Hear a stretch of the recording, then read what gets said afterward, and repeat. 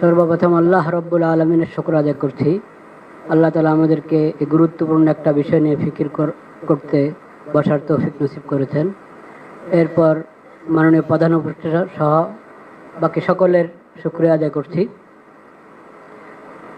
আমি সংক্ষেপে যে কথাটা বলতে চাই, আমার নাম আব্দুল মালেক, বাইতুল মোকাররম জাতীয় মসজিদের খতিব এবং দেশের একটি প্রতিষ্ঠান মার্কাজুদ দাওয়া আল ইসলামিয়া ঢাকা, এই প্রতিষ্ঠানের শিক্ষা বিভাগীয় প্রধান।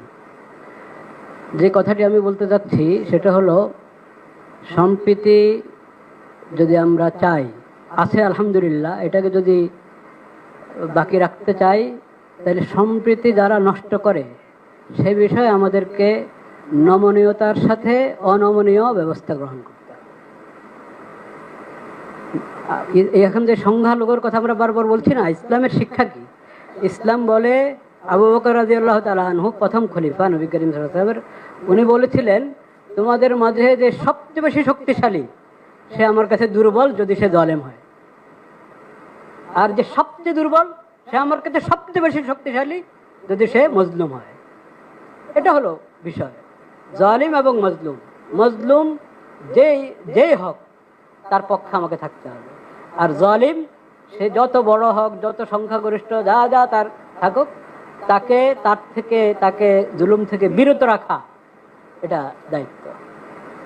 তথ্য সন্ত্রাস, এটাকে যদি নিয়ন্ত্রণ না করা হয় তো আমরা সম্প্রীতি ঠিক রাখবো কীভাবে? সম্প্রীতি আছে, তাও এখানে তথ্য সন্ত্রাস করে পেরেশানি করা হবে।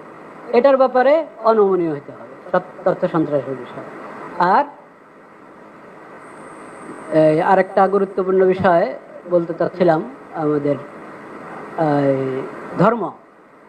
ধর্ম সম্প্রীতির কথা যেটা আছে, ধর্মকে গুলিয়ে ফেলা এটা কিন্তু ধর্ম সম্প্রীতি।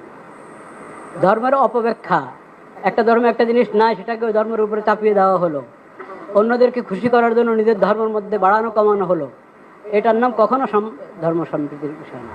প্রত্যেক জিনিসকে স্ব জায়গায় রাখতে হবে এবং স্ব জায়গায় রাখলেই যথাযথ ফায়দা আমরা পাবো। আল্লাহ তাআলা আমাদেরকে তৌফিক দান করেন। ওয়া আখিরু দাওয়ানা আলহামদুলিল্লাহ।